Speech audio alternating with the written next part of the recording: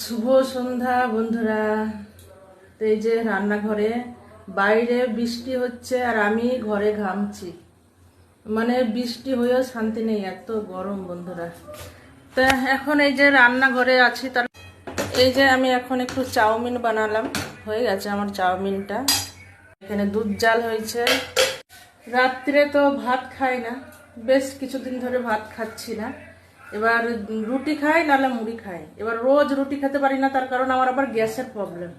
রোজ রুটি খেলেই আমার সমস্যা হয়, যে একদিন রুটি একদিন ভাত, বা দুদিন রুটি বা দুদিন মুড়ি এরকম করে খাই।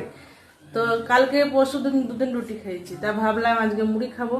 তা মুড়ি কৌটো মুড়ি শেষ।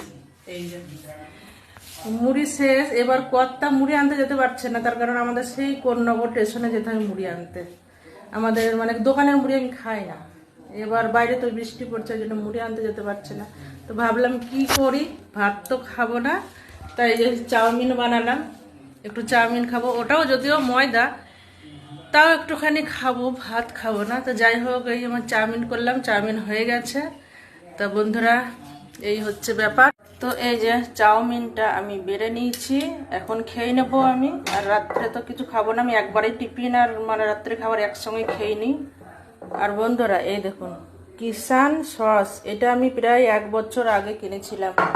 এই সস কেউ খায় না, এখনই ডেটটা দেখলাম। এই দেখুন ডেট 5/23, 5/24, 30/5/23 তৈরি হয়েছে। আর 29/5/24, মোট কথা ডেট ফেল। ভাবলাম অনেকটা সস আছে, অনেকটা, মানে অর্ধেকটা আছে। এখন এটা পুরো ফেলে দিতে হবে আমাকে। এই দেখুন, ফেলতেও মায়া লাগে, মোট কথা খায় না কেউ।